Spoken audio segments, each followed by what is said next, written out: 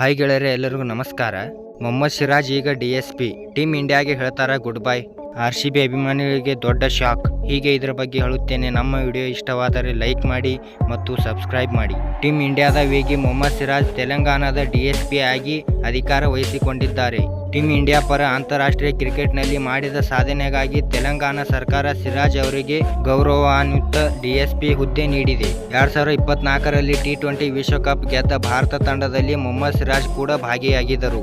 ಹೈದರಾಬಾದ್ ಮೂಲದ ಕ್ರಿಕೆಟಿಗನ ಈ ಸಾಧನೆಗಾಗಿ ತೆಲಂಗಾಣ ಮುಖ್ಯಮಂತ್ರಿ ರೇವಂತ್ ರೆಡ್ಡಿ ಸಿರಾಜ್ ಅವರಿಗೆ ಗೌರವಾನ್ವಿತ DSP ಹುದ್ದೆ ನೀಡಲು ಜಮೀನು ಮಂಜೂರು ಮಾಡಲು ನಿರ್ದೇಶಿಸಿದರು. ಅದರಂತೆ ಶುಕ್ರವಾರ ತೆಲಂಗಾಣದ ಪೊಲೀಸ್ ಮಹಾನಿರ್ದೇಶಕ DGP ಜಿತೇಂದ್ರ ಅವರಿಗೆ ವರದಿ ಮಾಡುವ ಮೂಲಕ ಮೊಹಮ್ಮದ್ ಸಿರಾಜ್ DSP ಹುದ್ದೆಯನ್ನು ಅಲಂಕರಿಸಿದ್ದಾರೆ.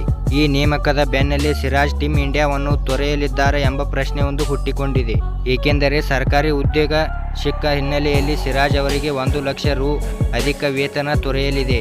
ಆದರೆ ಅವರು ಸದ್ಯಕ್ಕಂತೂ ಟೀಮ್ ಇಂಡಿಯಾವನ್ನು ತೊರೆಯುವ ಸಾಧ್ಯತೆ ಇಲ್ಲ. ಏಕೆಂದರೆ ಸಿರಾಜ್ ಅವರಿಗೆ ನೀಡಲಾಗಿರುವುದು ಗೌರವಾನ್ವಿತ ಹುದ್ದೆ. ಈ ಹುದ್ದೆಯನ್ನು ಅವರು ಯಾವಾಗ ಬೇಕಿದ್ದರೂ ಕೂಡ ಅಲಂಕರಿಸಬಹುದು.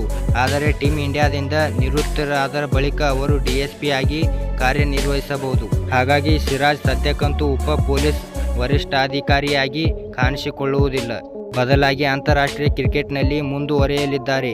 ಇನ್ನು ಕ್ರಿಕೆಟ್ ನಿವೃತ್ತಿಯ ಬಳಿಕ ಅವರು DSP ಹುದ್ದೆಯನ್ನು ಅಲಂಕರಿಸುವ ಮುನ್ನ 2 ವರ್ಷಗಳ ಪೊಲೀಸ್ ಟ್ರೈನಿಂಗ್ ಕೂಡ ಮುಗಿಸಬೇಕು.